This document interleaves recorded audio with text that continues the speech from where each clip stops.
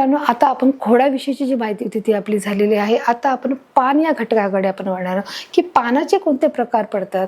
मग पानामधले ज्या कडा आहेत त्यांना काय बोललं जातं. पानाचे दोन प्रामुख्याने मुलांना प्रकार पडतात.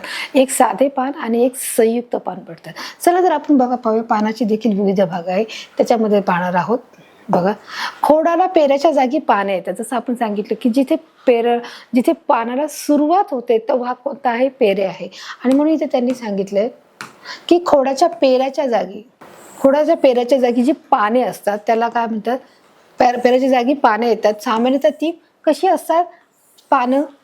आता तुम्ही हर एक प्रकारचे जे झाडं पाहिली तर समजा आपण म्हणूया की जर फुलांचं झाड पाहिलं, मग ते कोणत्याही प्रकारचं असू दे, गुलाब असू दे, त्याप्रमाणे चाफा असू दे, जास्वंदी असू दे, कमळ असू दे, हर एक प्रकारची जी पानं आहेत मग ते पानं सारखीच दिसतात का, त्याचा रंगही सारखाच असतो का, किंवा ती पानं तुम्हाला त्याची जो थिकनेसपणा आहे ती पातळ तेवढीच असतात का, किंवा जाड असतात का, तर नाही. ते प्रत्येक झाडावरचं जे पान आहे ते कसं आहे, वेगवेगळं आहे. आणि प्रत्येक झाडावरचं जे पानाची जी आपण एक प्रकारे नक्षी बोलू की त्याचं जे शेप आहे तो देखील तुम्हाला कसा दिसेल, वेगळा दिसेल. त्याच्या थिकनेसमध्ये देखील काय आहे, तुम्हाला कमी जास्त प्रमाणामध्ये फरक दिसेल. आणि म्हणून जे प्रत्येक पान आहे ते कसं आहे, तुम्हाला रंगाने सुद्धा काय दिसणार आहे, त्याच्यामध्ये कमी जास्त दिसणार आहे.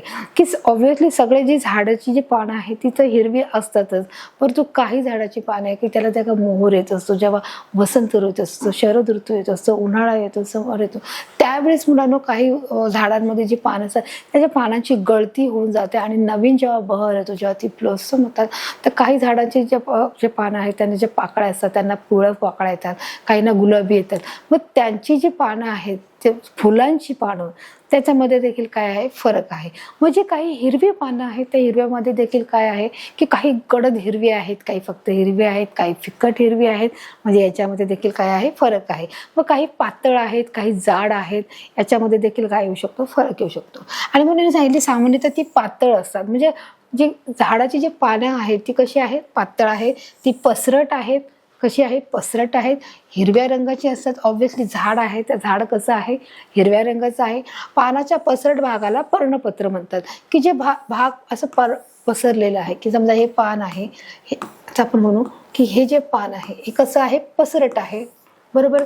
मग त्याला जे काय आहेत अशा हे पसरट असल्यामुळे याला काय बोलणार आहोत, पर्णपत्र बोलणार. मग त्याच्या भागाला जे अशी छोटी छोटी जी डिझाईन असते बघा, जास्वंदाचं जे पान असतं त्याला काय आहे, अशी छोटी छोटी डिझाईन असते. मग हे जे काय आहे याला आपण काय बोलणार आहोत, पर्णपत्र असे बोलणार आहोत. हे काय आहे, पर्णपत्र. समजलं मुलांना, म्हणजेच काय आहे, लीफ ब्लेड असे बोलणार आहोत. तर मुलांना कळालं तुम्हाला आपलं जे पानांचा विषयी जो आपला अभ्यास चालू आहे की पानामध्ये काय आहे की जे पसरट भागाला, पानाच्या पसरट भागाला आपण काय म्हणणार आहोत, पर्णपत्र असे म्हणणार आहोत.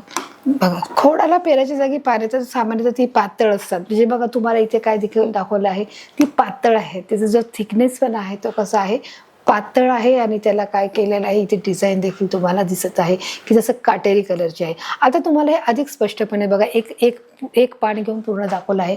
पर्णपत्राच्या कडेला पर्णधारा म्हणतात. आता ही जी कडा आहे या कडेला काय आहे, पर्णधारा म्हणतात.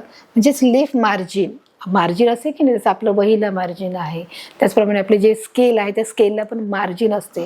तशाप्रमाणे जर हे पान आहे, जे साधं पान आहे, जसं मी सांगितलं पानांचे दोन प्रकार पडतात, एक साधं पान, एक संयुक्त पान. मग त्याच्यामध्ये देखील दोन प्रकार पडतात. त्याची जी कडा आहे त्याला काय बोलणार आहोत, कडेला पर्णधारा म्हणजे लीफ मार्जिन म्हणतात. व पर्णधारा या प्रामुख्याने सलग, खंडित किंवा दंतरी असतात. किंवा त्या कधी सलग असतात किंवा ते दंतरी म्हणजे कशा, जसं मी तुम्हाला मागाशी दाखवलं चित्रामध्ये की त्याला काय आहे, असे दात असतात. त्याला दाताप्रमाणे त्याचा जो आकार आहे म्हणून त्याला काय बोललं आहे, दंतेरी असा शब्द इथे आलेला आहे. बघा, प्रामुख्याने सलग म्हणजे जसा हा जो सलग दिसतोय तसा, आणि दंतेरी म्हणजे किंवा खंडित, दंतेरी किंवा खंडित असा शब्द जो तिथे आलेला आहे. तर अशा प्रकारे याच्यामध्ये दोन्ही गोष्टींमध्ये जो पर्णधार आहे त्याचा शेप असू शकतो, एक साधा असू शकतो, सलग असू शकतो, किंवा त्याला असे दंतेरी म्हणजे जसं जास्वंदाचं फुल पान आहे त्याप्रमाणे दंतेरी किंवा खंडित असं आपण त्याला बोलू शकतो. तर या आकृती पाहून तुम्हाला मुलांना लक्षात आलं असेल. पर्णपत्राच्या पुढच्या टोकाला पणाग्र असतात. काय असतात, पणाग्र म्हणजे लीफ ॲप्सिक असे बोलले जातात. जे पुढचं टोक आहे याला काय बोलणार आहे, पणाग्र बोलणार आहे.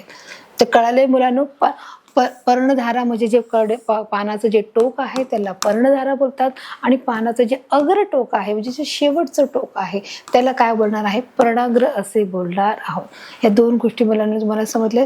मग ते कसं आहे, ते निमुळतं आहे, ते टोकदार किंवा गोलाकार असते. ते कसे निमुळते दिसतंय तुम्हाला, निमुळतं म्हणजे हे आपण पाहू शकतो की हे असं गोल होऊन ते असं पुढे निमुळतं झालेलं आहे ना, म्हणून त्याला निमुळते बोललं आहे. ते टोकदार देखील झालेलं आहे व गोलाकार असते व काही वनस्पतीच्या पानांना देठ असतं. मग आता हे काय आहे, देठ आहे. तर काही वनस्पतीच्या पानांना देठ म्हणजे पेटवले नसतात, म्हणजे काही वनस्पतीची पानं असतात त्यांना पाने नसतात असं देखील सांगितलेलं आहे. पानांना देठ असतात आणि काहींना पानांना देठ नसतात देखील सांगितलं आहे. बघा, तर अशा प्रकारे जे पनाग्र आहे, पर्णधारा आहे, या दोन्ही गोष्टी मी तुम्हाला मुलांना बघा नीट सांगितलेल्या आहेत की ते कसं आहे. काही वनस्पतीच्या पानांना देठ असतं, बघा काही वनस्पतीच्या पानांना देठ असतं तर काही वनस्पतीच्या पानांना देखील देठ नसतं. म्हणजे याच्यामध्ये देखील दोन प्रकार पडले जातात. जे काही पानं आहेत त्यांना देठ आहेत, काही पानांना देठ नाही आहेत. पण हे जे प्रकार आहे, जे पर्णाग्र आहे आणि पर्णधारा आहेत, हे मात्र त्याच्यामध्ये असणार आहेत.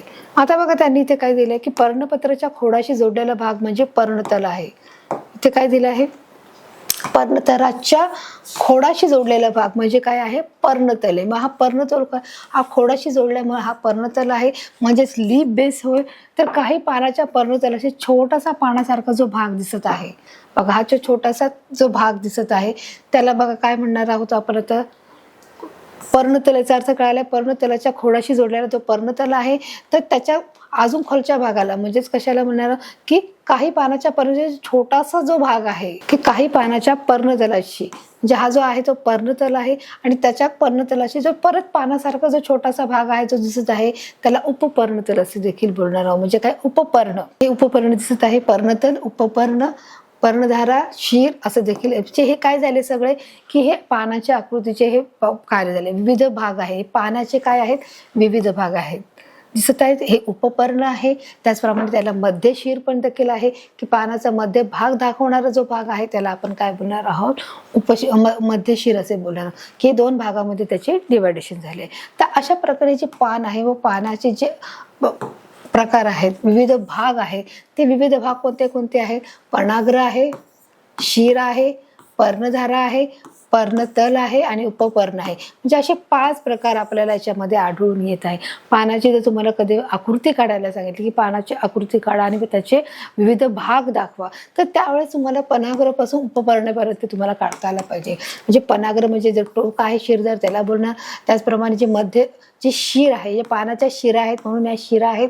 हे मध्य शीर म्हणजे जे 2 भागाला डिवायडेशन केलेलं आहे, पानाच्या 2 भागांना डिवायडेशन करून जी एक मध्ये रेषा जाते तिला आपण बोलणार आहोत मध्यशीर. मध्यशीर म्हणजे का, किती मधोमध जात आहे, दोन्ही भागाला बरोबर तंतोतंत काय करत आहे, डिवायडेशन म्हणजे समान भागामध्ये ती विभागणी होत आहे म्हणून ती मध्यशीर आहे.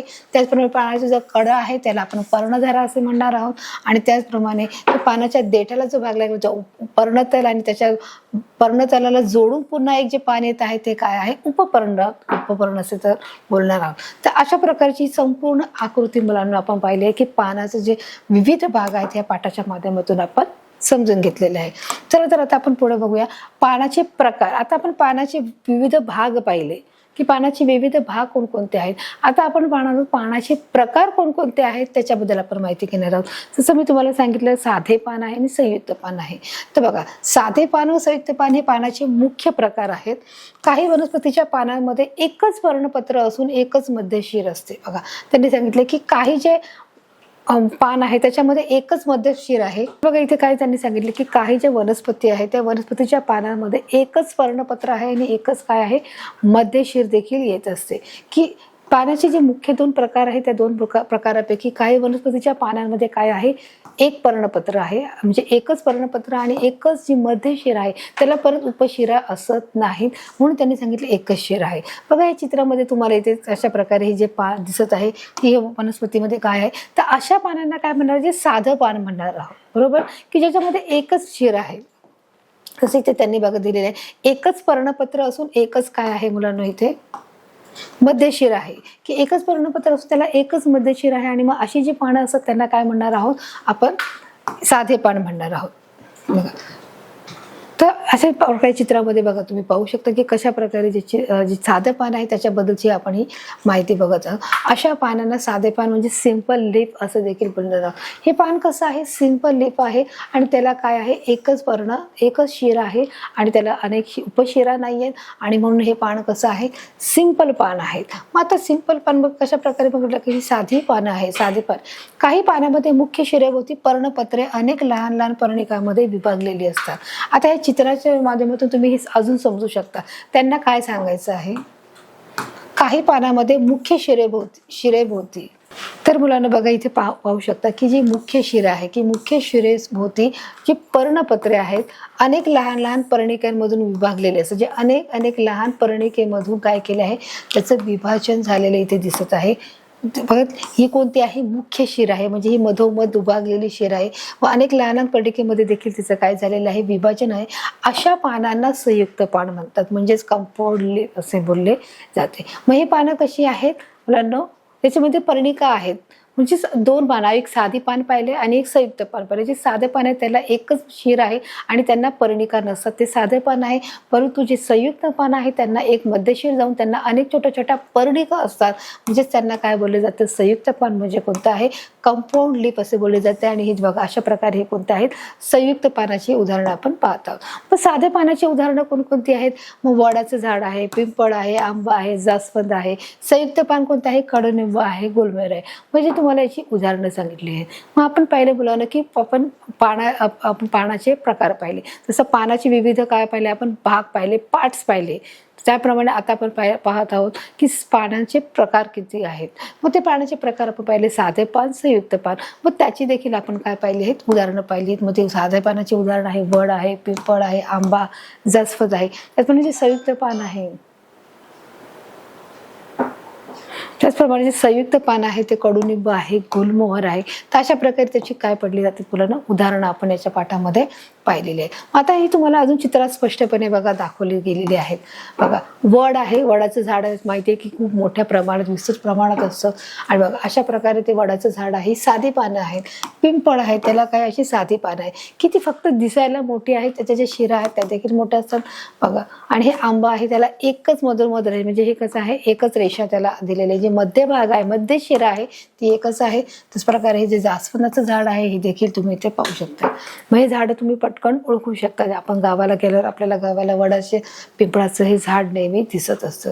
बघा जे पिंपळाचं जे झाड आहे ते कशा प्रकारे मस्त आकारामध्ये आहे, त्याच आकारात थोड्याफार आकारामध्ये कोणाचं वडाचं देखील झाड येत आहे. आंब्याचं जे झाड आहे ते अगदीच वेगळ्या प्रकारे, म्हणजे लांबट आकारामध्ये त्याची पानं आहेत. म्हणजे त्याच्या शेपमध्ये देखील बघा कसा फरक इथे दिसत आहे, त्याच्या उंचीमध्ये फरक दिसत आहे.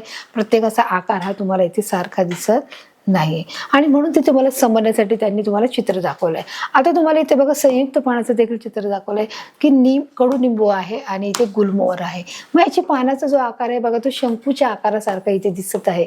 शंकूच्या आकाराचा बघा असा निमुळता दिसतं. त्याच्या पानाला ते काय टोकदार म्हणून पर्णधार आहेत ते देखील पाहू शकतात आणि ते साधे आहेत.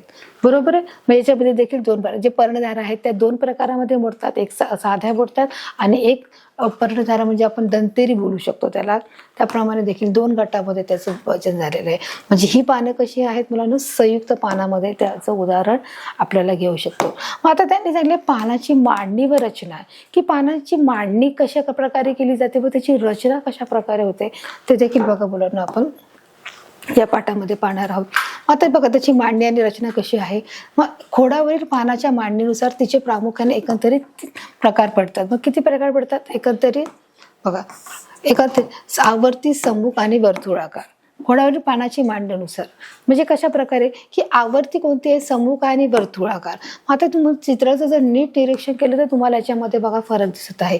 प्रामुख्याने एकंदरीत म्हणजे काय, अल्टरनेट. आवर्ती म्हणजे स्पायरल, सम्मुख म्हणजे अपोजिट. आता बघा इथे काय दिलंय, आवर्ती. आवर्ती म्हणजे तुम्हाला काय दिसत आहे, स्पायरल दिसत आहे. स्पायरल मध्ये काय, की हे जे खोड आहे, आता आपण एकंदरीत बघूया की एकंदरीत झाडामध्ये बघा ही जी पानं आहेत ती तुम्हाला खाली इथे दिसत आहे.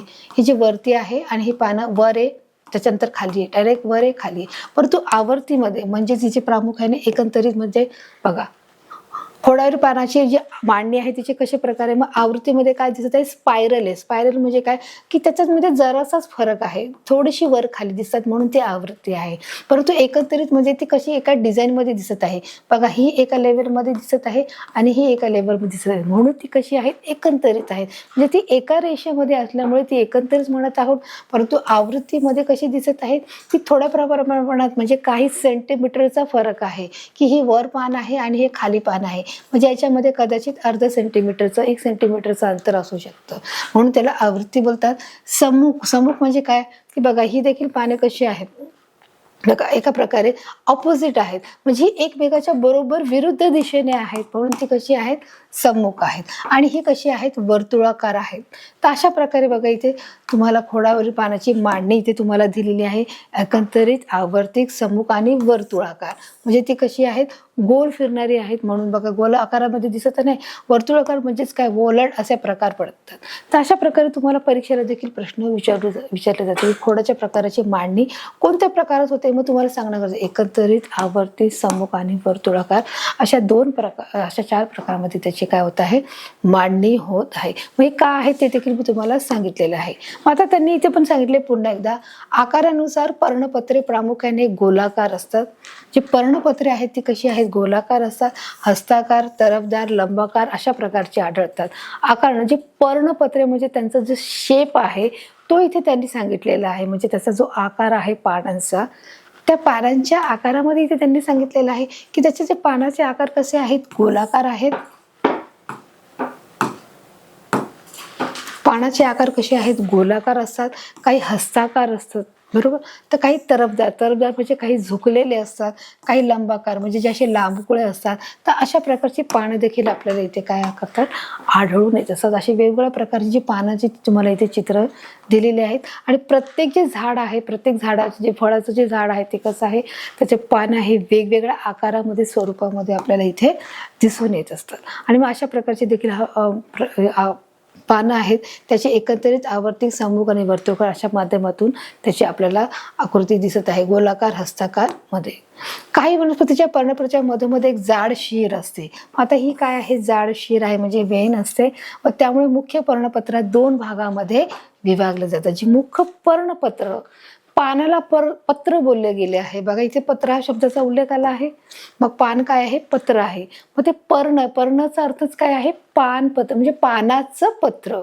समजते, जे आपण लिहितो पत्र ते पत्र नाही, जे पान आहे. पर्णचा अर्थ काय, पर्णाला काय बोललं जातं, मग अजून जो दुसरा शब्द आहे पान बोललं जातं. मग पर्णपत्रात 2 भागात, म्हणजे हे 2 भागात, ही जी बघा 2 भागामध्ये ज्याचं डिवायडेशन झालं की नाही, म्हणजे त्याला काय बोललं तर पर्णपत्र म्हणजे मध्यशीर आपण ज्याला बोलतो. मुख्य पर्णपत्र 2 भागामध्ये काय केलं जातं, विभागलं जात आहे. या मुख्य शिरेस उपशिरा फुटून त्याचे एक जाळेच तयार होत आहे. मग त्याला देखील काय फुटले जातात, ते मूळ शिरा फुटतात, उपशिरा फुटतात. मुख्य शिराला देखील उपशिरा फुटून त्याचे एक जाळेच तयार होते. जाळे तयार होते म्हणजे कळतं मुलांना, की जसं आपण पिंपळाचं झाड आहे, की पिंपळाच्या झाडाचं पान आहे ते आपण समजा वहीत ठेवलं, जे हिरवगार असतं, मग कालांतराने आपण जर पाहिलं 2 महिन्याने 4 महिन्याने, तर त्याला अशा जाळीदार रेषा येतात बघा, आणि मग ते दिसायला खूप सुंदर दिसतं. हा प्रयोग मुलांना बघा तुम्ही करून. कधी तुम्ही गावाला गेलात तर कधी तुम्ही 2-3 जर ओढाचे पिंपळाचं ते पानाच आहे ते तुम्ही आणून तुमचा ते वहीत किंवा तुम्ही पुस्तकात ठेवलं आणि किती दिवस असं प्रेस करून ते दाबून ठेवलं, तर त्याच्या काही दिवसांनी पूर्ण हिरवटपणा निघून जाऊन फक्त त्याच्या ज्या शिरा असतात ते आपल्याला दिसून येतात. बघा, उदाहरणार्थ पिंपळाचं पान याला जाळीदार शिरा विन्यास म्हणजे रिटॅक्युलेट्स वेनेशियन्स असे देखील म्हटले जाते. जसं मी आता सांगितलं की त्याला जाळीदार शिरा आहेत. कशा आहेत, जाळीदार, की ते पूर्ण नेट सारखं आपल्याला दिसतं. जशी नेट असते की जी आपली मच्छरदाणी असते की त्याच्यामध्ये कोणाही मच्छर देखील आत येऊ शकत नाही, त्यातून अतिशय बारीक विणकामाप्रमाणे त्याला काय केलं आहे, त्याची जाळी तयार होत आहे आणि म्हणून त्याला जाळीदार असं म्हटलं आहे. की अतिशय आपण सूक्ष्मदर्शकाखाली पाहिलं तर ते दिसायला कितीतरी छान आणि सुंदर दिसतं. आणि म्हणून त्याने पिंपळाचे पान याला जाळीदार शिरा विन्यास असतात. जाळीदार शिरा विन्यास कधी असतात, की समजा आपलं हे पूर्ण हरित त्याचे द्रव्य निघून गेल्यानंतर पूर्ण जाळी ती तयार होते आणि ते दिसायला किती छान प्रमाणामध्ये देखील दिसतं. आणि म्हणून त्याला काय म्हणतात, जाळीदार शिरा विन्यास पिंपळाच्या झाडाला देखील असे बोलले जाते. काही वनस्पतीच्या पर्णपत्राच्या सर्व शिरा या पर्णपत्राच्या खोडातील चिकटलेल्या भागापासून ते टोकाकडे एकमेकात समांतर असतात. बघा, या काही ज्या वनस्पतीचे जे पर्णपत्र आहेत ते सर्व शिरा या पर्णपत्राच्या खोडाला चिकटलेले, त्या खोडाला त्या चिकटलेल्या असतात आणि भागापासून ते टोकाकडे, जे चिकटलेल्या भागाच्या खोडापासून ते टोकाकडे काय असतात, एकमेकांना त्या समांतर असतात. तर अशा प्रकारे ते एकमेकांना हे चिकटलेल्या असतात आणि त्या कशा आहेत, समान भागामध्ये त्याचं रूपांतर झालेलं आहे. तर कुठेही त्याचं कमी जास्तपणा नाहीये. त्या समान भागामध्ये काय आहे, एकमेकात समांतर असतात, म्हणजे त्यांची जी भागणी आहे ती समांतर आहे. उदाहरणार्थ मक्याचे पानं, याला समांतर शिरा विणण्यात. ते काय आहे, मक्याचं पान आहे ते कशा प्रकारे बघा दोन भागामध्ये त्याची काय झाली, विभागणी झाली आणि दोन्ही भाग कसे आहेत त्याचे समान आहेत. म्हणजे त्यांनी उदाहरण दिलं आहे मक्याचं. मक्याच्या पाने याला समांतर शिरा विन्यास म्हणजे पॅरेलल व्हेनेशन्स असे देखील म्हटले जाते. अशा प्रकारे मक्याचं उदाहरणानुसार त्यांनी सांगितलेलं आहे की दोन भागामध्ये याची काय झाली, विभागणी झालेली आहे.